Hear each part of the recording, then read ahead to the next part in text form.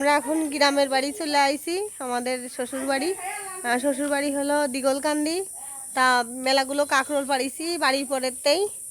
আর এখন যাব হলো ঘ্যাটকোল আনতি, কচু শাক তুলতি।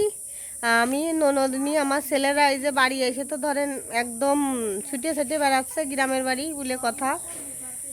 শ্বশুরমশাই মাগুরাই ছিল, তা উনি একটু অসুস্থ ছিল, ওনার ডাক্তার দেখায় আমরা সবাই মিলে একসাথে বাড়ি চলে আসি। তাই যে দেখেন পিছনে কি সুন্দর কুমড়ো ধরে রয়েছে, দেখাচ্ছি দাঁড়ান। এই যে দিকে কিন্তু মিষ্টি কুমড়ো পাইকে গেছে, দেখেন কি সুন্দর। আবার এদিকে কাঁচাতা হচ্ছে, একদম জালি ছাড়তিছে। আর এদিকে এই যে এই পাশেরটা কুমড়ো হয়েছিল সেটা আমরা নিয়ে গেছিলাম।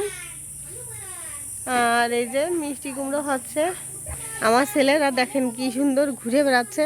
আমার ননদিন যে গাছে উঠে গেছে, উঠে এখন পেয়ারা পাড়তিছে। আসলে গ্রামের মজাটা অন্যরকম। এই যে পেয়ারা থেকে এখন এই যে আশপাল পাড়তে উঠেছে, দেখেন কি পরিমাণে আশপাল হয়েছে, প্রচুর পরিমাণে আশপাল হয়েছে। এখন সেই সব পাড়তিছে।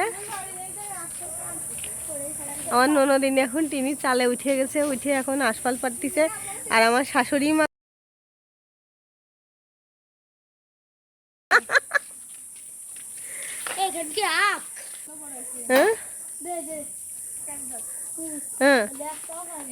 ওরে একটাও পারিনি। পেয়ারা পড়ে পাকাতা ছেদরাই গেছে এই জায়গা। এখন শুকনো আখ, আখ না কি ও তো বাসি।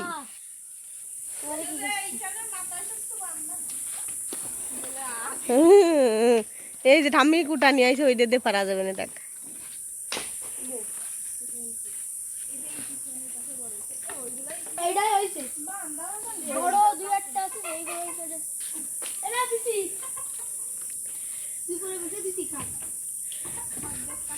মানে পেয়ারা পাকিছে, এই পাশের একটা পেয়ারা পেটে দিদি পারবি নি? এই যে এই সাইডে, হ্যাঁ দেখবেন একটা পেয়ারা খায় এখন। এই পাশে পারতে পারবে না, ওই গাছে উঠবে এবার পড়লি হাই ধাপাস দিয়ে ঠ্যাং হাত পা বাংলি বিয়ে দিতে পারবো না। নে দাঁড়া দাঁড়া,